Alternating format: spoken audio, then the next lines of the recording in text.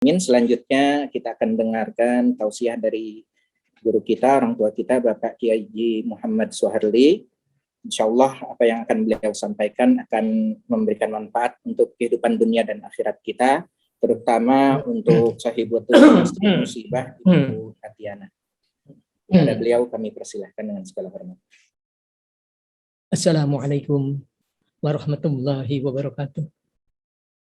Alhamdulillah, nahmaduhu wa nasta'inuhu wa nastaghfiruh wa na'udzu billahi min syururi anfusina wa min sayyiati a'malina. May yahdihillahu fala mudilla lahu wa may yudlil fala hadiya lahu. Asyhadu an la ilaha illallah wahdahu la syarika lahu wa asyhadu anna Muhammadan abduhu wa rasuluh. Allahumma shalli wa sallim wa barik ala Muhammad wa ala ali Muhammad. Qala Allah Ta'ala bihil karim. A'udzu billahi minasyaitonir rajim. Kullu nafsin dha'iqatul maut. Inna lillahi wa inna ilaihi raji'un. Wa qala Rasulullah sallallahu alaihi wasallam, idza mata ibnu adam in kutu amaluhu ila min salatin. Sadaqatin jariyatin wa ilmin la yuntafa'u bihi wa waladin sholihin yad'u lahu. Sadaqallahul azim wa sadaqa Rasulullah. Bapak Ibu sekalian, anak-anakku sekalian, baiklah, kita akan membahas beberapa masalah. Pertama, kita akan membahas kejadian ketika malaikat Israel mencabut nyawa. Apa yang terjadi ketika dia mencabut nyawa kita? Kemudian setelah itu kita akan membahas ini orang-orang yang sekarang sudah di dalam kuburan. Mereka sudah nggak bisa sholat, nggak bisa puasa, nggak bisa ibadah lagi. Sebagian mereka berada di dalam lembah-lembahnya surga. Seperti anak Anda Gavin sekarang sudah ada dalam lembah-lembahnya surga. Sebab dia mati syahid. Mati syahid itu langsung masuk ke dalam surganya Allah Subhanahu wa Ta'ala. Sementara sebagian besar orang, mereka sedang berada di dalam kesulitan, berada di dalam jurang-jurangnya neraka. Lalu apa yang harus dikerjakan oleh keluarga untuk menyelamatkan mereka dari kesulitan di dalam kuburnya? Ketiga, kita akan membahas lalu apa yang kita persiapkan untuk diri kita sendiri, untuk menghadapi hari di mana kita akan menghadap kepada Allah Subhanahu wa Ta'ala. Nah, Bapak Ibu, kita akan lihat dulu kejadian bagaimana ketika Rasulullah dicabut nyawa oleh malaikat Israel. Jadi menjelang ketika beliau akan meninggal dunia, beliau memerintahkan Bilal untuk azan, kemudian mengumpulkan para sahabat di masjid. Kemudian beliau membimbing salat 2 rakaat dan melakukan khutbah yang sangat panjang sekali. Isinya adalah pesan ketakwaan kepada Allah Subhanahu wa Ta'ala. Yang paling mengharukan adalah di ujung khutbah beliau berkata, barang siapa pernah saya sakiti, pernah saya zalimi, hendaklah berdiri untuk melakukan pembalasan. Selesaikan urusan di dunia, jangan di akhirat. Di akhirat urusannya akan susah, kata beliau. 2 kali beliau berkata tidak ada yang berdiri. 3 kali beliau berkata, berdirilah sahabat Uqasyah.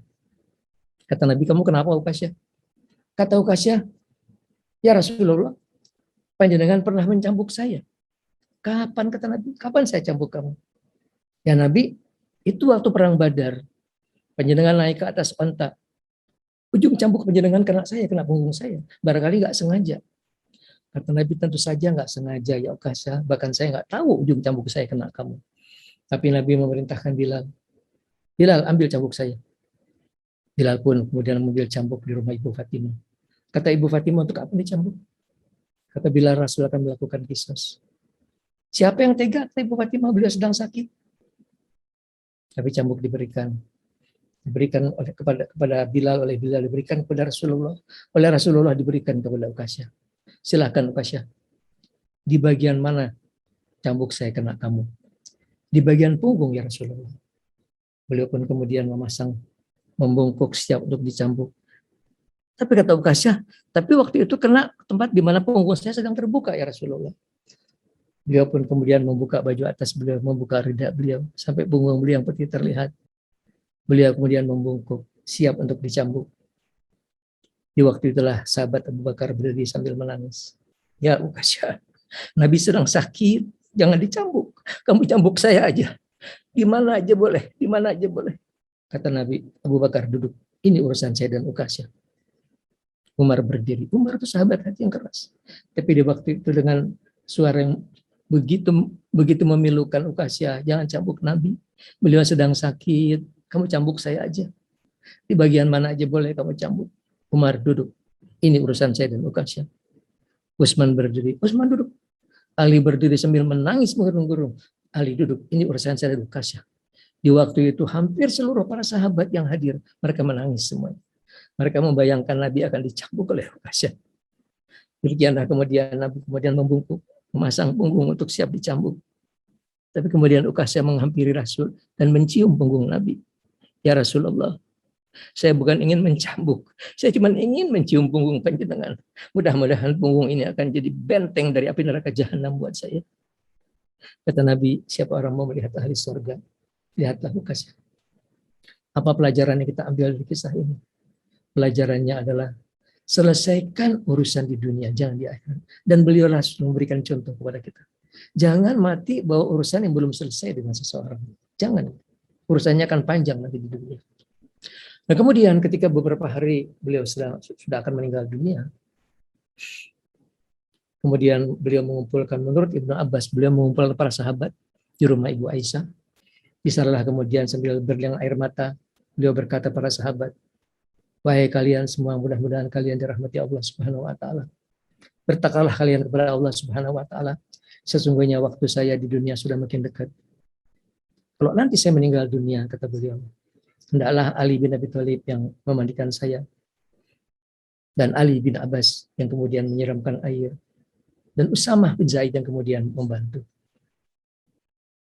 Ketika hari di mana beliau akan meninggal dunia, itulah hari Senin ketika itu, Allah memerintahkan malaikat Israel, kamu cabut roh kesayangan saya, kecintaan saya Muhammad. Minta izin untuk dicabut nyawanya. Tapi kalau dia nggak mau, jangan. Kalau dia nggak mau, kamu pulang lagi ke sini. Israel pun kemudian turun ke langit dunia, kemudian menyerupai orang Badui, mengetok pintu rumah Rasulullah. Assalamualaikum, ya rumah ahli kenabian. Apakah saya boleh masuk? Ibu Fatimah buka pintu, kemudian bilang, ayah saya sedang sakit, sedang nggak bisa terima tamu. Itu orang Badui pergi lagi. Tapi kemudian nggak lama balik lagi. Assalamualaikum, kata Ibu Fatimah, ayah saya sedang sakit. Ketiga kali dia balik, Nabi bertanya, siapa itu Fatimah? Kata Ibu Fatimah, itu orang Badui ya Nabi, ya ayah. Dia ingin ketemu. Tapi waktu ketiga kali dia datang, saya bulu kuduk saya merinding semua. Saya takut gitu. Ya Fatimah, tahukah kamu dia siapa? Tidak, kata Fatimah. Dialah malaikat Israel yang akan memisahkan kita, yang akan memisahkan orang dari kenikmatan hidup di dunia. Bu Fatimah menangis. Kata Rasul, jangan menangis anakku. Sialah kamu akan menyusul saya di surga nanti. Silahkan Israel, silahkan masuk, kata Rasulullah. Israel masuk kemudian ke dalam rumah. Nabi bertanya, di mana kamu tinggalkan Jibril? Dia sedang masih di langit dunia, sedang memberikan takziah kepada para malaikat. Dalam kemudian turunlah malaikat Jibril, duduk dekat kepala Nabi. Nabi bertanya, ya Jibril, apa yang dipersiapkan untuk saya? Oh Muhammad, disiapkan segala sesuatu keindahan buat kamu. Ya Jibril, bagaimana keadaan umat saya nanti di akhirat? Ya Muhammad, bergembiralah kamu.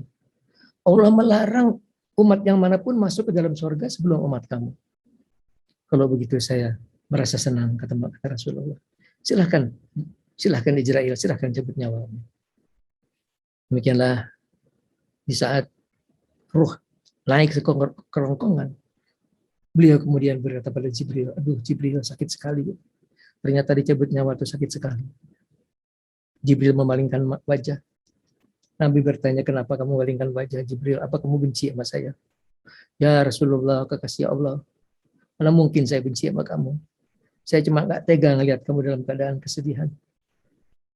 Demikianlah akhirnya, menurut Ibnu Abbas, kalimat terakhir yang keluar dari mulut beliau adalah ummati as-salah.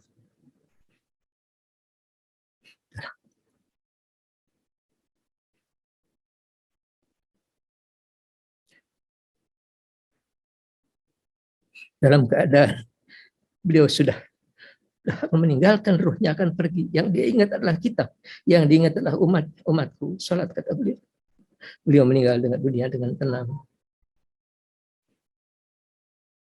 Beliau meninggal dunia tidak meninggalkan perhiasan permata berlian. Beliau meninggal dunia meninggalkan jubah yang sudah bertampal di 7 tempat. Jadi kalau ada ustadz bilang beliau itu kaya raya, itu keliru. Beliau kaya cuma pada waktu menerima pembagian harta rampasan. Tapi itu pun langsung beliau bagikan. Beliau tidak mau ada harta beliau simpan. Tidak mau. Dia meninggal itu dalam riwayat dia cuma meninggalkan pedang beliau, meninggalkan baju jubahnya beliau. Yang para sahabat menciumi jubah beliau. Kemudian dilakukanlah prosesi sebagaimana pesan beliau. Pada waktu beliau mau dimandikan, tiba-tiba dari sudut pojok ada suara, Muhammad tidak perlu dimandikan, dia sudah suci. Tapi dari pojok yang lainnya tiba-tiba ada suara, mandikan Ali, mandikan. Itu barusan suaranya iblis.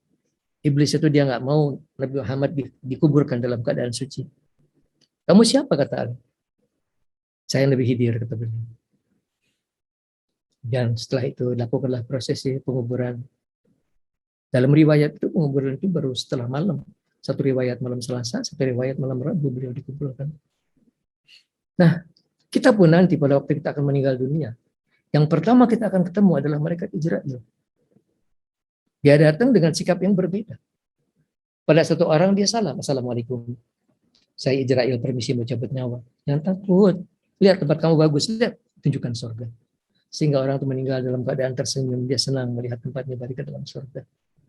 Tapi pada orang tertentu, boro-boro dikasih salam, ditarik, dibubut dari kaki, sampai waktu meninggal dunia matanya melotot. Diperlihatkan, lihat tempat kamu di neraka jahanam, lihat tempat kamu di neraka. Itulah kejadian terjadi pada waktu kita dicabut nyawa. Kemudian ruh kita akan melihat jenazah kita ditangisi oleh keluarga. Mereka menangis di sekitar jenazah kita. Setelah itu kita melihat jenazah kita dimandikan, kemudian dikafankan. Setelah itu kita melihat, salatkan, melihat kemudian jenazah kita dibawa ke kubur. Kalau roh ini orang yang baik, dia kepengen segera dikubur. Kuburkan segera, kuburkan segera. Kalau mereka orang-orang yang banyak dosanya, mereka takut. Mau dibawa kemana saya? Mau dibawa kemana saya? Begitu masuk ke dalam kubur, sudah diminta tanggung jawab. Man rabbuka, man nabiyuka, sudah diminta tanggung jawab. Mudah-mudahan kita termasuk orang yang selamat di dalam kubur. Karena masyhur dalam kisah Nabi, ada orang, kata Rasulullah, meninggal dunia itu diiringkan 70.000 malaikat ke dalam kuburnya. Ini orang hebat sekali. 70.000 malaikat mengiringkan. Tapi begitu masuk ke dalam kubur, dia dipalu dari palu api. Cereger sampai kubur jadi penuh api. Terus dia tanya ke malaikat, kenapa saya dipalu? Tadi saya diiringkan malaikat 70.000, sekarang kenapa saya dipalu? Kata malaikat, kamu harusnya 100 kali dipalu.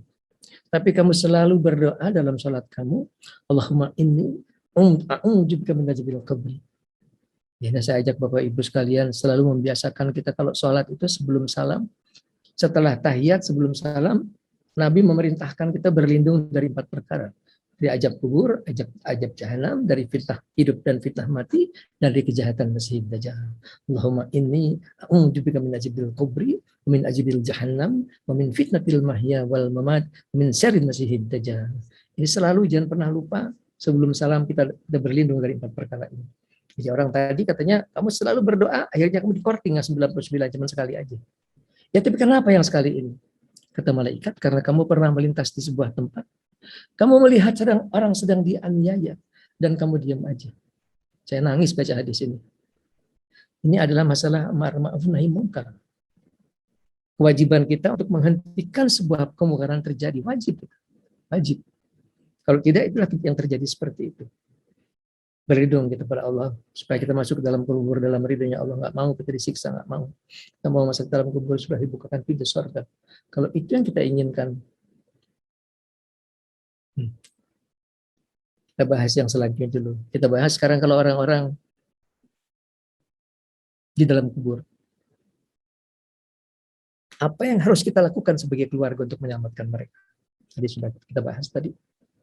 Pertama adalah kalau 3 hal adalah hak mereka. Mereka punya hak atas 3 hal. Atas sedekah yang berjalan, jadi kalau dia pernah bikin masjid, pernah nyumbang di masjid, selama masjid tadi dipakai, selama itu pahalanya mengalir terus. Yang kedua adalah ilmu yang bermanfaat. Kalau ilmunya tadi diamalkan orang, atau dia nulis buku dibaca orang, selama itu masih dimanfaatkan orang, selama itu pahalanya mengalir terus di dalam kuburnya. Yang ketiga adalah anaknya yang soleh, walidin soleh, itulah yang berdoa kepada orang tuanya. Dalam pengajian yang lalu sudah kita bahas, kalau anak itu wajib mendoakan orang tua. Wajib hukumnya mendoakan kedua orang tua. Jadi, tempo hari kita cerita, sayangnya saya belum sampai kepada inti permasalahannya. Kita cerita tentang kewajiban anak berbakti kepada orang tua, khususnya kita bicara soal ibu, bicara soal pendeta Jurais yang sangat soleh, yang suatu hari ibunya datang ketok pintu, tapi Jurais tidak menjawab karena sedang sholat. 3 kali diketok tidak menjawab, ibunya marah. Jurais, mudah-mudahan kan difitnah perempuan lacur. Tidak lama terjadilah perzinahan antara perempuan nakal dan gembala.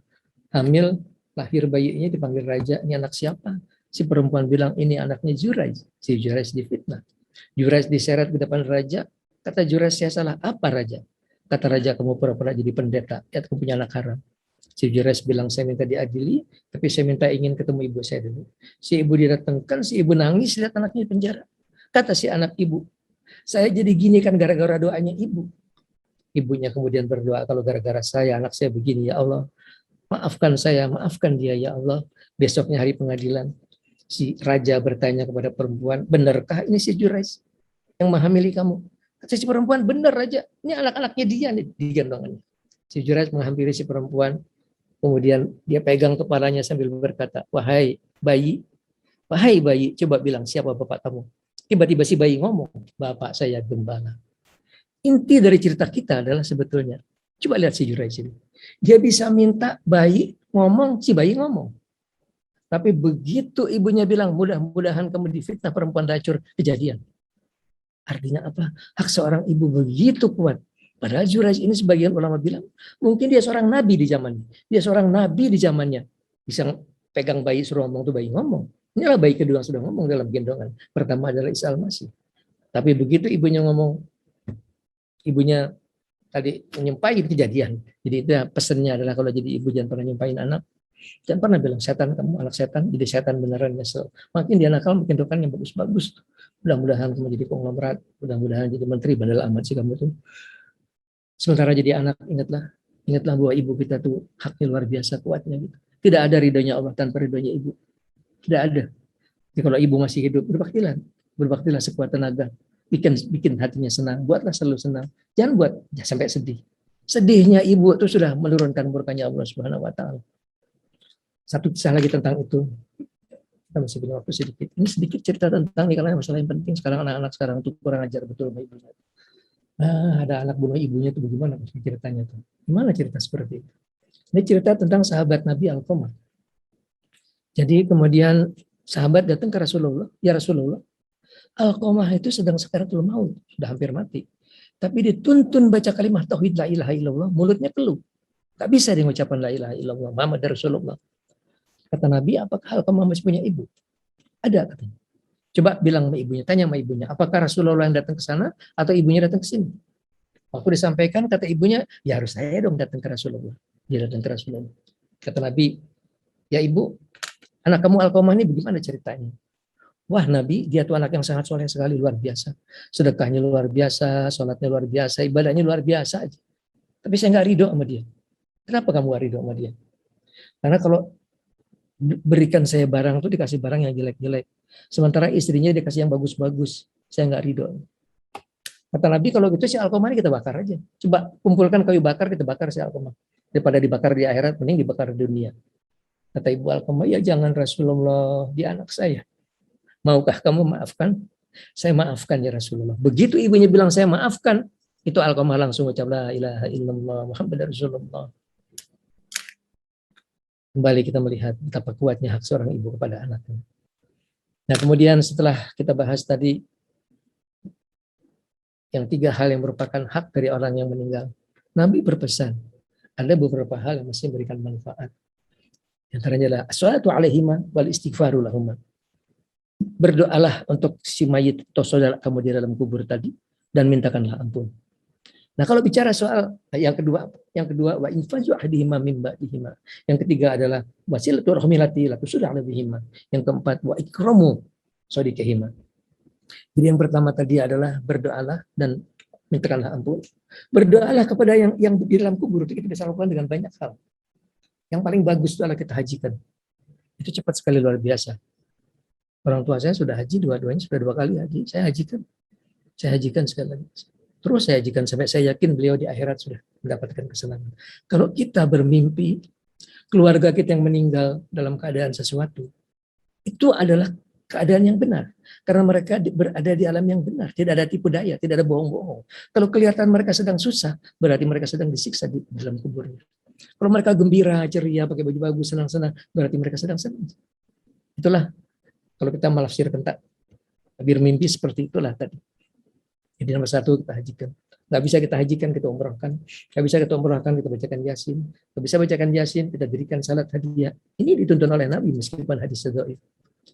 Salat 2 rakaat malam setelah Isya. Di setiap rakaat kita baca setelah Fatihah Al-Ikhlas 11 kali, At-Takasur sekali, ayat kursi sekali. Di rakaat kedua kita baca sama persis seperti itu. Setelah selesai kita berdoa, ya Allah, sampaikanlah pahala sholat saya ini untuk siapa yang di dalam kubur tadi. Itu kata Nabi, Allah akan membawa 1000 cahaya ke kubur orang tadi. Luar biasa itu. Kalau itu juga masih susah dikerjakan, kita bisa kerjakan dengan setiap habis sholat kita kirimkan Al-Ikhlas 11 kali. Khusus untuk ibu saya, Al-Fatihah, bacakan Fatihah sekali, bacakan surat Qul 11 kali, sampaikan baca Qul saya kepada ibu saya, ya Allah. Itu Qul 11 kali itu, kata Nabi, Allah akan membuat istana di dalam surga. Kalau kita bacakan sehari 5 kali, berarti kita bikin 5 istana di dalam surga. Terus dikerjakan seperti itu, jangan pernah berhenti. Yang lain lagi kita bisa melakukan sedekah, melakukan infak sedekah kepada masjid yang kita niatkan pahalanya untuk orang tua kita kan. Itu selama masjid dipakai, selama itu pahalanya mengalir terus. Yang lainnya lagi, kita bisa melakukan menyantuni anak yatim, kita niatkan pahalanya buat beliau tadi. Jadi banyak sekali hal-hal yang bisa kita lakukan yang untuk menyelamatkan, untuk menjahit mereka dalam kesulitan kuburnya tadi. Dan lakukanlah. Kalau kita nggak tahu bagaimana keadaan mereka, lakukanlah. Meskipun kalau sebagian ulama bilang, seluruh makhluk Allah mendengar siksa kubur tadi. Jeritan ahli kubur itu kedengaran. Kecuali manusia dan jin tidak bisa mendengar. Itulah Nabi ketika masuk ke dalam sebuah kebun korma. Entah beliau kaget, ngangkat kaki.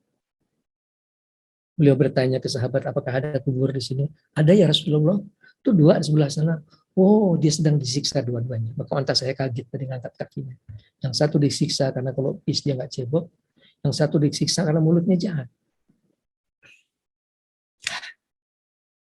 Berlindung kita kepada Allah dari siksa kubur. Dan sementara kita orang punya keluarga sudah dalam kubur, berusaha sekuat tenaga menyelamatkan supaya mereka mendapatkan kenikmatan di dalam kuburnya. Nah, Bapak Ibu anak-anakku sekalian, yang paling penting sekarang adalah kita masih hidup. Tapi kita pasti akan mati.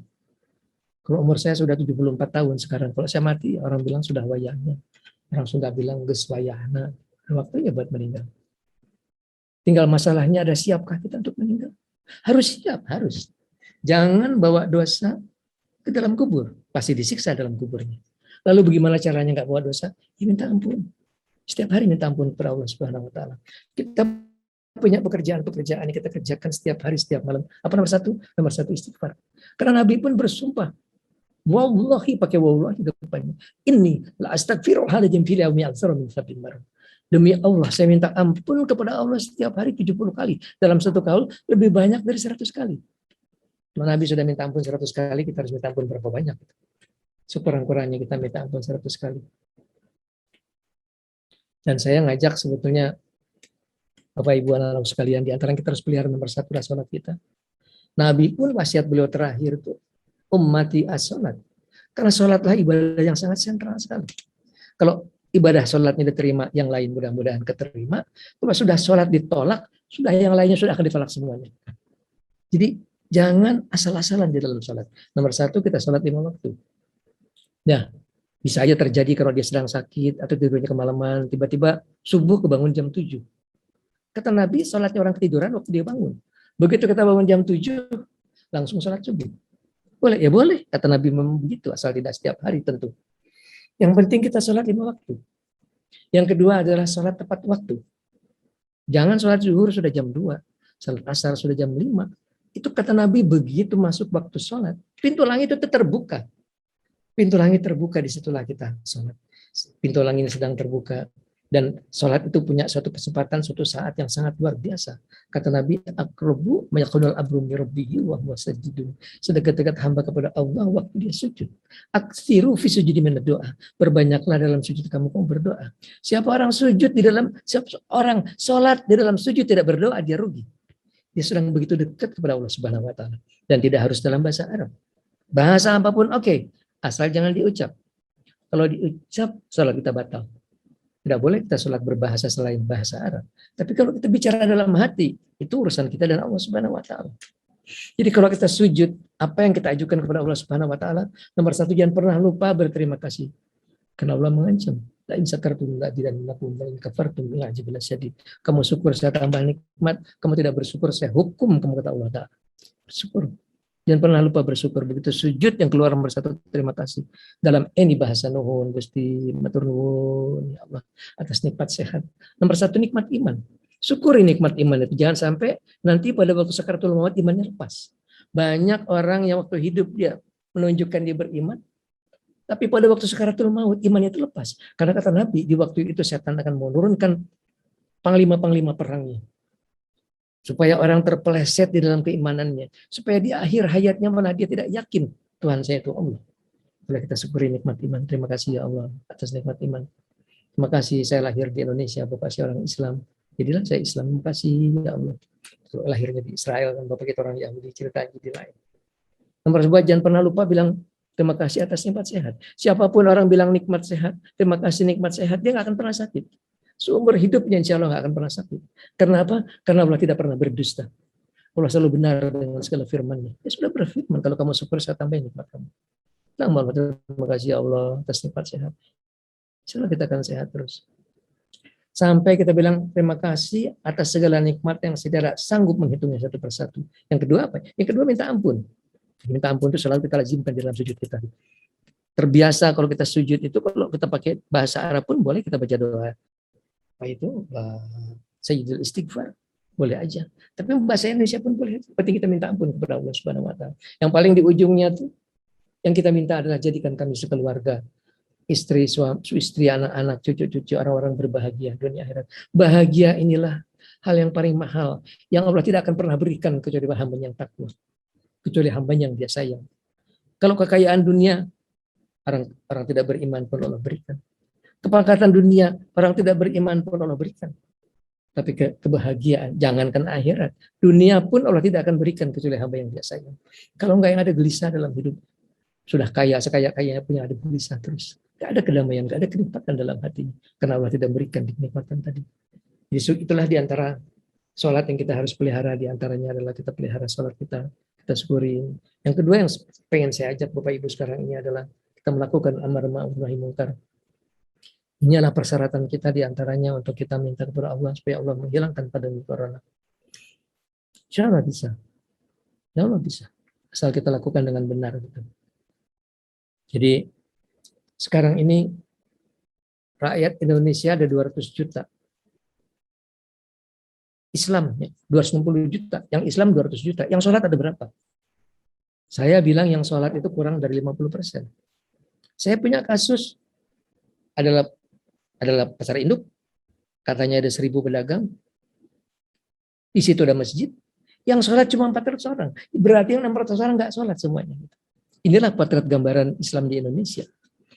Jadi Bapak Ibu yang saya ajak amar ma'ruf nahi munkar itu apa? Kalau kita punya teman, dia tidak sholat, dia berdosa karena tidak sholat, dan kita pun berdosa karena tidak mengajak dia sholat. Inilah amar ma'ruf.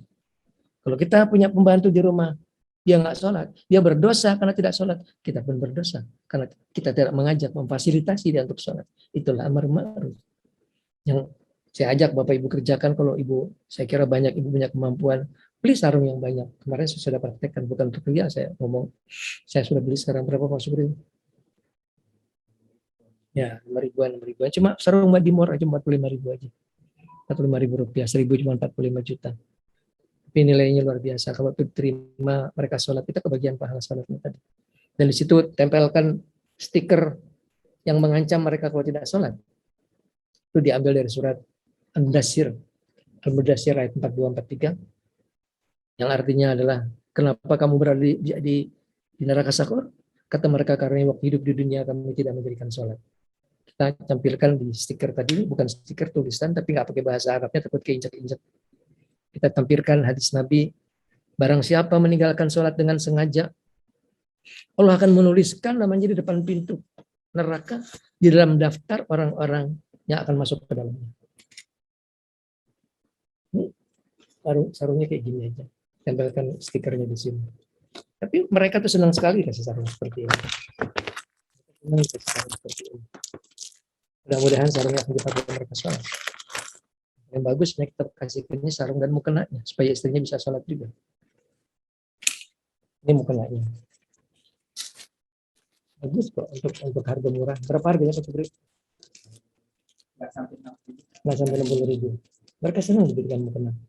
Sekarang banyak orang sholat, tidak sholat diantaranya alasannya karena nggak punya mukena. Coba kita berikan mukena supaya mereka sholat. Jadi kita ajak mereka semua sholat. Kita ajak mereka meninggalkan perbuatan-perbuatan yang mungkar, yang diperintahkan itu supaya kita melakukan nahi mungkar terhadap dunia pelacuran. Cuma itu kan di luar wilayah kita. Itu kan urusannya Pak Polisi. Ayo dong Pak Polisi. Itu kan ada aturannya, orang tidak boleh melacur. Ayo dong tangkepin. Kalau anak-anak yang melacurnya dulu, kesian anak-anak masih kecil-kecil. Diancam aja kalau lain kali kamu ngerjakan dihukum. Itu yang harus dihukum itu mami-maminya itu germu-germu. Mereka lah yang kemudian memelesetkan anak kita ke dalam dunia pelacuran. Kita lihat sekarang potret Islam di Indonesia. Begitu mengkhawatirkan. Ayo, semua kita berbuat nyata, melakukan sesuatu yang nyata. Kalau ada dalam sebuah kantor, ada perzinahan laki perempuan, saat kantor tahu, itu yang berzina berdosa. Tapi saat kantor mendapatkan dosa yang sama orang berzina tadi, karena mereka tidak mencoba untuk menghentikan. Ayo dong hentikan dengan baik. Sampaikan kepada mereka dengan baik. Berarti perbuatan yang dimurkai Allah Subhanahu wa taala. Nah, Bapak Ibu, jadi kalau tanya apa yang kita lakukan dalam persiapan kita menghadapi kematian, banyak sekali. Intinya adalah lakukan perintah Allah, jauhi larangan Allah, mendekatlah kepada Allah dalam zikir dan doa.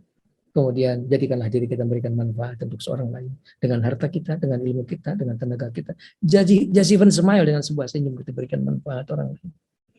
Kita bahas satu persatu, kita nggak akan cukup buat kita bahas. Tapi di antara yang paling penting tadi adalah sholat, kemudian adalah sedekah. Karena sekarang ini jutaan rakyat Indonesia jatuh ke dalam jurang kemiskinan yang sangat mengkhawatirkan sekali. Ulurkan tangan kita. Haram setiap hari salat ngaji 1 juz, pelitnya minta ampun gitu. Hatta kata Nabi dia puasanya 1000 tahun, Allah akan lemparkan ke neraka jahanam kalau mereka pelit.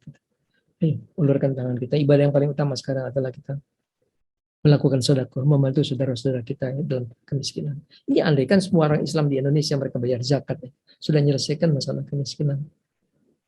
Inilah sebetulnya harusnya kita semua mengajak semua saudara-saudara kita, menyadarkan mereka bahwa mereka punya kewajiban zakat, punya kewajiban untuk menyantuni orang-orang miskin tadi. Nah, Bapak Ibu sekalian,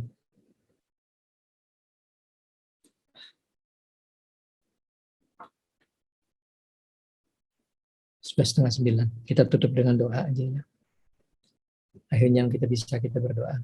Doalah kekuatan yang sangat luar biasa. Doa itu bisa menghapuskan tulisan Allah. Ya, kita tuh kata Nabi waktu lahir, waktu di perut ibu kita 40 hari cuma sperma. 40 hari kemudian berupa alaqah. 40 hari kemudian berupa mudghah segumpal daging. Kemudian Allah meniupkan ruh dan menuliskan nasibnya. Sudah tertulis nasib kita. Berapa umurnya, kapan matinya, sudah tertulis. Dan yang bisa merubah tulisan tadi cuma doa. Doalah kekuatan yang bisa menghapuskan tulisan Allah. Sekarang pemerintah kita nanganin pandemi sudah cukup bagus ya nanganinnya. Bagus. Kalau saya bilang bagus gitu. Yang jadi masalah adalah kalau kita percaya kepada rukun iman kita yang ke-6, kita percaya kepada takdir. Kita tahu bahwa Allah yang menentukan. Kalau Allah tentukan akan selesai di tahun 2025, ya itu akan terjadi.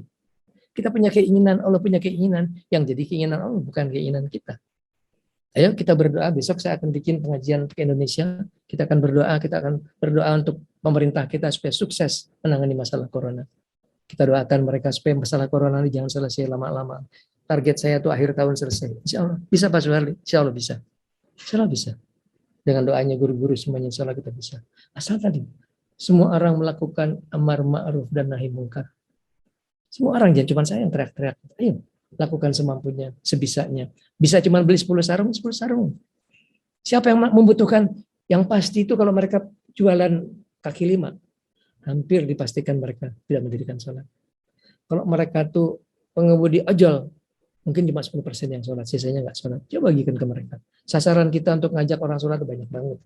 Banyak sekali. Dan kita nggak akan pernah bosan untuk melakukan tadi. Ya, banyak sekali amar ma'ruf yang harus kita kerjakan, tapi dua hal itu sementara yang menjadi perhatian kita. Kita fokus kedua perkara itu. Sekarang kita doa Bapak Ibu. Kita doa.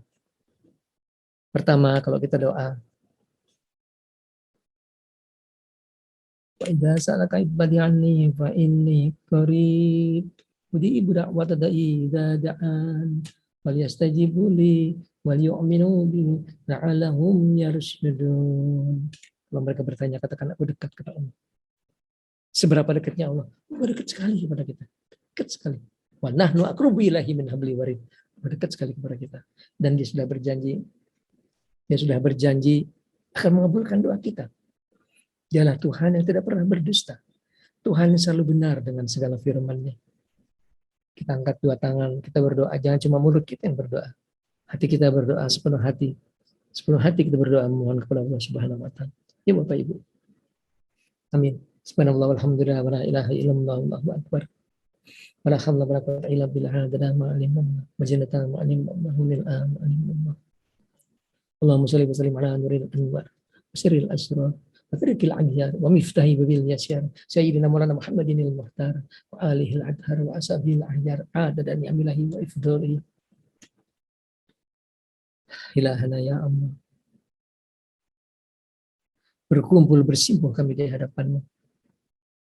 Kami hamba-hamba-Mu selalu mengharapkan rahmat dan kasih sayang-Mu.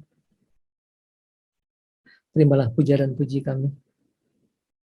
Syukur terima kasih kami atas segala nikmat karunia yang telah Engkau limpahkan kepada kami. Nikmat iman, nikmat Islam, nikmat sehat, nikmat umur, nikmat yang begitu banyak yang tidak sanggup kami hitung satu persatu. Terima kasih ya Allah. Matur nuwun ya Allah. Walakal hamdu kulluhu, walakal syukru kulluhu, walakal mulku kulluhu, walakal khalqu kulluhu, biyadikal ghayr kulluhu, wa ilaika yarji'ul amru kulluhu. Limpahkan rahmat dan kasih sayang. Limpahkan rahmat, taufik, hidayah, inayah, maghfirah-Mu. Maafkan segala kesalahan kami ya Allah. Maafkan segala kekurangan kami ya Allah. Ampuni segala dosa-dosa kami ya Allah. Bersihkan hati kami dari segala dosa dan penyakit hati. Engkau perintahkan kami memberikan sholat. Sering kami melalaikannya. Engkau perintahkan kami melakukan membayar zakat, sering kami mengabaikannya. Engkau perintahkan kami menyantuni anak yatim, sering kami melupakannya. Engkau perintahkan kami melakukan amar ma'ruf nahi mungkar, sering kami mengabaikannya. Engkau cegah kami dari bergunjing, sering kami melakukannya ya Allah. Engkau cegah kami dari berdusta, sering kami melakukannya ya Allah. Engkau cegah kami dari mencela dan mengumpat, sering kami melakukannya ya Allah. Ilahana, rahmat-Mu lebih luas dari dosa-dosa kami. Rahmat-Mu lebih luas dari maksiat-maksiat kami. Maafkan segala kesalahan kami. Ampuni segala dosa-dosa kami ya Allah. Ya Allah. Ilahana, memohon kami kehadirat-Mu untuk anak kami Gavin. Ilahana, peluklah dia dalam rahmat kasih sayang-Mu, di dalam kenikmatan, di dalam surga-Mu ya Allah. Ya Allah. Ilahana, Kau perintahkan kami berbakti kepada kedua orang tua. Sering kami membuat mereka kecewa. Sering kami membuat mereka menangis karena perbuatan kami. Maafkan kami ya Allah. Maafkan kami. Ampuni dosa kedua orang tua kami. Beliau di dalam kubur. Lapangkan kubur mereka ya Allah. Lapangkan kubur mereka. Mudahkan urusan mereka ya Allah. Mudahkan urusan mereka. Lepaskan dari siksa kubur. Lepaskan dari kesulitan di dalam kubur. Jadikan kubur mereka tempat yang menyenangkan. Taman dari taman-tamannya surga. Mereka, kedua orang tua kami yang masih hidup di dunia, jadikan orang-orang yang husnul khotimah. Ilahana, memohon kami kehadirat-Mu untuk semua keluarga kami, baik yang di dalam kubur maupun yang masih hidup di dunia. Mereka yang di dalam kubur, kakek kami, nenek kami, suami-suami kami, istri-istri kami, kakak-kakak kami, adik-adik kami, anak-anak kami, ipar-ipar kami. Mereka di dalam kubur, ya Allah, ampuni dosa mereka. Ampuni dosa mereka, ya Allah. Lapangkan kubur mereka. Lepaskan dari kesulitan di dalam kubur, ya Allah. Lepaskan dari kesulitan di dalam kubur. Lepaskan dari kesulitan di dalam kubur, ya Allah. Lepaskan dari kesulitan di dalam kubur. Penuhi kubur mereka dengan cahaya. Penuhi kubur mereka dengan cahaya. Penuhi kubur mereka dengan cahaya. Jadikan kubur mereka tempat yang menyenangkan. Taman dari taman-tamannya surga. Taman dari taman-tamannya surga, ya Allah. Mereka keluarga kami yang masih hidup di dunia. Kakek-kakek kami, nenek kami, kakak-kakak kami, adik-adik kami, anak-anak kami, ipar-ipar kami. Mereka masih hidup di dunia. Cucu-cucu kami, bimbing mereka di jalan yang Engkau ridhoi, ya Allah. Ya Allah, selamatkan dunia mereka. Selamatkan akhirat mereka, ya Allah. Ya Allah. Ampuni dosa semua saudara-saudara kami muslimin dan muslimat. Wabil khusus sebangsa setanah air. Ampuni dosa mereka, ya Allah. Ampuni dosa mereka. Rahmat-Mu lebih luas dari dosa-dosa mereka. Rahmat-Mu lebih luas dari maksiat-maksiat mereka, ya Allah. Ampuni dosa mereka, ya Allah. Ilahana, Engkaulah Tuhan kami. Berfirman di dalam kitab suci-Mu. Yamhullahu mayyasya wa yusbitu wa indahu umul kitab. Engkaulah tertulis dalam kitab-Mu. Kamu harus meninggal dunia di tahun ini. Hapuskanlah tulisannya, ya Allah. Engkaulah tertulis dalam kitab-Mu. Kamu harus meninggal dunia di tahun ini. Hapuskanlah tulisannya, ya Allah. Engkaulah tertulis dalam kitab-Mu. Anak-anak kami, cucu-cucu kami harus meninggal dunia di tahun ini. Hapuskanlah tulisannya, ya Allah. Berikan kami tambahan umur yang banyak untuk bekal kami ibadah kepadamu. Berikan kami tambahan umur yang banyak untuk bekal kami ibadah kepadamu, ya Allah. Jauhkan dari segala godaan setan. Jauhkan mereka dari kami. Sebagaimana jauhnya mereka di rahmat Engkau. Putuskan mereka dari kami. Sebagaimana putusnya mereka di rahmat Engkau. Berikan kami kekuatan iman Islam. Kekuatan lahir, batin, jasmani, rohani. Ilahana, ya Allah. Berikan kami kekuatan agar dapat melaksanakan segala perintah-Mu. Berikan kami kekuatan agar dapat menjauhi semua larangan-Mu. Wala haula wala quwata illa bika. Wala haula wala quwata illa bika. Wala haula wala quwata illa bika. Ya hayyu ya qayyum la ilaha illa anta. Subhanaka inna kunna minadz zalimin. Allahumma inna zalamna anfusana zulman katsiran kabiran wa la yaghfiru illa anta. Faghfir lana maghfiratan min indika warhamna innaka antal ghafurur rahim. Allahumma ighfir lana wa li walidayna wa li jami'il muslimin wal muslimat wal mu'minin wal mu'minat al ahya'i wal amwat. Na'udzu bika rabbana min jahdil bala'i wa darakis saqa'i wa su'il kulli ismatil atai. Nas'aluka al-'afiyata fid dunya wal akhirah. Nas'aluka al-'afiyata fid dunya wal akhirah. Na'udzu bika min jahdil bala'i wa darakis saqa'i wa su'il kulli ismatil atai. Nas'aluka al-'afiyata fid dunya wal akhirah, ya Allah. Ya Allah.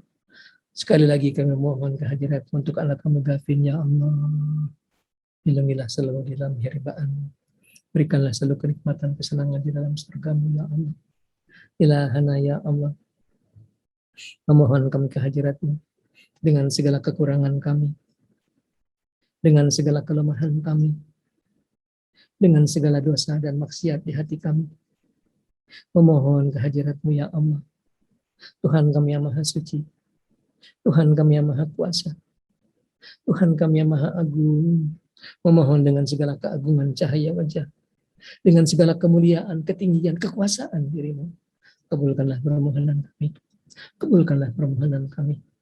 Kabulkanlah doa kami, ya Allah. Ya Allah, tolonglah pemerintah kami. agar sukses menangani masalah pandemi corona, ya Allah. Tolonglah pemerintah kami agar sukses menangani masalah pandemi corona. Hilangkan virus corona dari negara kami, ya Allah. Hilangkan virus corona dari Indonesia. Hilangkan virus corona dari negara kami, ya Allah. Bikaramati Abu Ya Fajar Ibrahim. Bikaramati Abu Ya Fajar Ibrahim. Bikaramati Abu Ya Imam Bunyamin. Bikaramati Abu Ya Abdul Qadir Jailani. Bi mu'jatihi Abu Ya Khidir alaihissalam. Bi mu'jatihi Abu Ya Khidir alaihissalam. بمجاهدة أبي حدير السلام بشفاعة رسول الله سيدنا محمد صلى الله عليه وسلم برحمتك يا أرحم الراحمين برحمتك يا أرحم الراحمين برحمتك يا أرحم الراحمين برحمتك يا أرحم الراحمين برحمتك يا أرحم الراحمين برحمتك يا أرحم الراحمين برحمتك يا أرحم الراحمين برحمتك يا عزيز الحكيم برحمتك يا علي العظيم برحمتك يا قوي المتين برحمتك يا غفور الرحيم برحمتك سلام المؤمن برحمتك يا لم يلد ولم يولد ولم يكن له كفوا احد برحمتك يا قضي الحاجات برحمتك مجيب الدعوات وصلى الله على محمد وعلى اله وصحبه وسلم عدد ملكه ورضا نفسه وجنة رسول كلمته سبحان ربك رب العزة عما يصفون وسلام على المرسلين والحمد لله رب العالمين حضرة النبي محمد صلى الله عليه وسلم وأبي أيديه ويا فجر الفاتحة أعوذ بالله من الشيطان الرجيم بسم الله الرحمن الرحيم الحمد لله رب العالمين الرحمن الرحيم مالك يوم الدين إياك نعبد وإياك نستعين اهدنا الصراط المستقيم صراط الذين أنعمت عليهم غير المغضوب عليهم ولا الضالين حضرة النبي المصطفى رسول الله صلى الله عليه محمد صلى الله عليه وسلم وأبي يحيى عليه السلام وأبي عبد القدير الجيلاني وأبي من بنيامين وأبي فجر إبراهيم شيء لهم الفاتحة أعوذ بالله من الشيطان الرجيم بسم الله الرحمن الرحيم الحمد لله رب العالمين الرحمن الرحيم مالك يوم الدين إياك نعبد وإياك نستعين اهدنا الصراط المستقيم صراط الذين أنعمت عليهم غير المغضوب عليهم ولا الضالين. Sebelum saya tutup, tadi saya lupa, ada jemaah saya nanya, Suharli kalau malam itu, apa sih zikir-zikir yang harus dipegang terus selama hidup kita? Yang pertama adalah tadi jangan ditinggal istighfar. Yang kedua jangan pernah tinggal salawat buat Nabi. Salawat itu isinya perintah. Innallaha wa malaikatahu yusholluna 'alan nabi ya ayyuhalladzina amanu shollu 'alaihi wa sallimu taslima. Andaikan tidak ada pahala di dalam salat salawat pun kita harus salawat kepada Nabi. Apalagi itulah bagian daripada syukur terima kasih kita kepada beliau. Man la yazkurun nas la yazkurullah. Siapa orang tidak terima kasih pada manusia tidak bersyukur kepada Allah. Siapa nomor satu terima kasih? Rasulullah. Nomor dua kepada orang tua, nomor tiga guru-guru, nomor tiga kalau suami kepada istri, kalau istri kepada suami, nomor empat orang berbuat kebajikan kepada kita. Rasulullah ada di dalam nomor satu, kita harus berterima kasih. Karena dengan risalah beliau lah kita akan masuk ke dalam surganya Allah Subhanahu wa taala. Gimana cara terima kasih ke Rasulullah? Ya salawat. Sedekat-dekat hambaku di hari akhir yang paling banyak salawat kata Nabi. Jadi kalau jatah salawat 100 kali itu sedikit sekali. Salawatnya seperti apa Pak Suharli?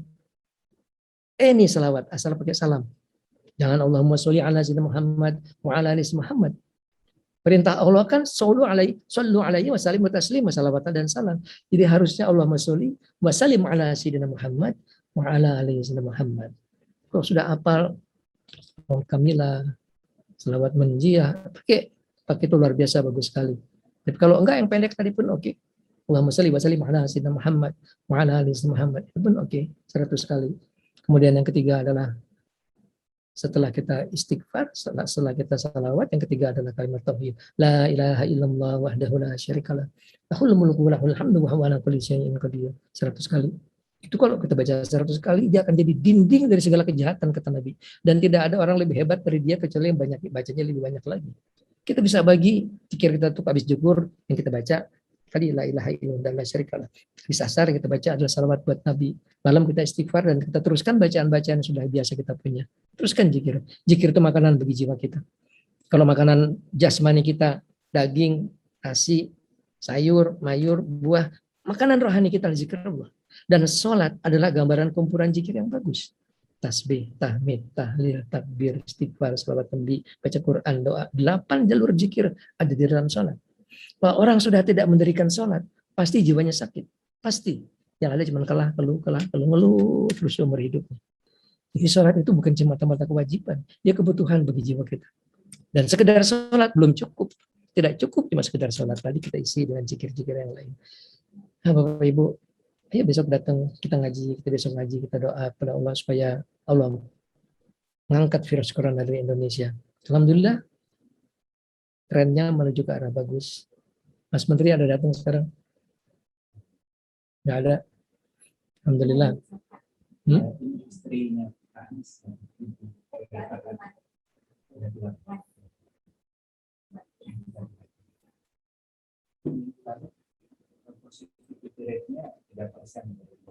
ya, kita ngaji mula-mula 7.000, minggu kedua 6.000, minggu ketiga 5.000, sekarang sudah 3.000-an. Yakin insya Allah kita dukung pemerintah kita. Alhamdulillahirabbil alamin. Jazakumullah khairan katsira, jazakumullah ahsanal jaza kepada Bapak Kiai Haji Muhammad Soeharli atas zikir dan doa yang serta tausiah yang beliau sampaikan kepada kita sekalian, wabil khusus tentunya untuk sahibatul musibah Ibu Tatiana Sentani Sutara.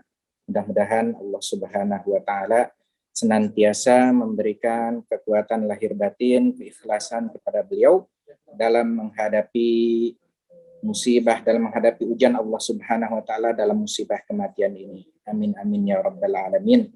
Dan sebelum kita akhiri,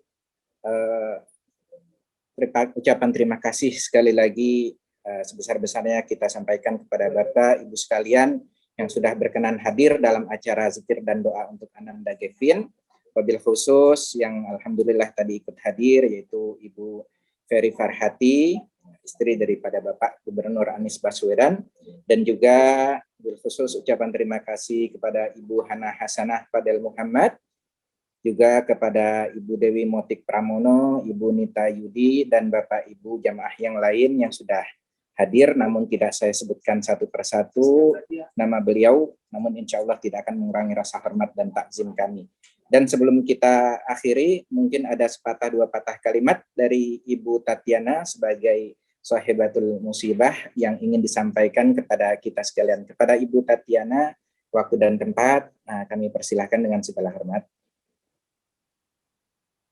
Terima kasih Pak Ahmad Syukri. Alhamdulillah malam ini kita bisa berdoa bersama untuk mendoakan almarhum Ananda kami yang tercinta, Gevin Mahendra Raditya Utama bin Subroto. Pertama-tama saya sampaikan terima kasih banyak Pak Kiai Haji Muhammad Soeharli yang sejak hari pertama sampai hari ke-40 terus mendampingi saya, membimbing saya agar menjadi lebih kuat. Alhamdulillah berkat doa-doa, zikir-zikir yang beliau ajarkan kepada saya menjadi lebih kuat dan bisa lebih ikhlas. Amin ya rabbal alamin. Dan hari ini begitu banyak teman-teman, saudara, kerabat, semua yang ikut berdoa untuk almarhum Gevin Mahendra Raditya Utama bin Subroto. Terima kasih dengan hati yang sangat tulus saya sampaikan atas semua hal-hal yang baik yang telah diberikan, waktu, doa, dan perhatian yang luar biasa dari semua saudara-saudara, teman, kerabat. Saya beruntung dikelilingi oleh orang-orang yang baik hati, yang tulus hatinya, yang terus membantu menguatkan kami sekeluarga, terus membantu mendoakan. Alhamdulillah ya Allah, kami dikelilingi oleh orang-orang yang baik semuanya. Alhamdulillah. Terima kasih ya Allah, terima kasih untuk Bapak Ibu yang hadir malam ini. Terima kasih banyak atas perhatiannya, terima kasih atas doa-doanya. Sejak hari pertama sampai hari ini banyak sekali doa-doa yang menyejukkan hati kami, karena kami tahu dengan doa-doa yang sangat banyak ini dari seluruh teman-teman, insya Allah Allah ijabah doa-doa itu. Insya Allah semua doa-doa kita diterima oleh Allah Subhanahu wa Ta'ala, sehingga almarhum Ananda kami Gevin Mahendra Raditya Utama diberikan kubur yang menyenangkan, yang membahagiakan, yang lapang dan luas, yang penuh dengan cahaya, yang indah seperti taman-taman surganya, seperti yang disampaikan oleh Pak Soeharli sebelumnya. Dan insya Allah almarhum bisa menjadi ahli surganya, ditempatkan di surga Allah yang tertinggi dan terindah. Amin ya rabbal alamin. Wabillahi taufik wal hidayah. Wassalamualaikum warahmatullahi wabarakatuh. Assalamualaikum warahmatullahi wabarakatuh. Terima kasih Ibu Tatiana atas sapannya kepada kami sekalian dan ucapan terima kasihnya kepada kami sekalian. Dan Bapak Ibu para jamaah sekalian yang dirahmati Allah Subhanahu wa taala, tibalah kita di akhir acara. Saya Ahmad Syukri selaku pembawa acara mohon dibukakan pintu maaf yang sebesar-besarnya apabila dalam tutur kata saya mungkin ada yang kurang berkenan di hati Bapak Ibu sekalian. Kita akhiri dengan membaca alhamdulillah dan doa kafaratul majelis. Alhamdulillahirabbil alamin. Subhanakallahumma wa bihamdika asyhadu an la ilaha illa anta astaghfiruka wa atubu ilaik. Wabillahi taufiq wal hidayah. Wassalamualaikum warahmatullahi wabarakatuh.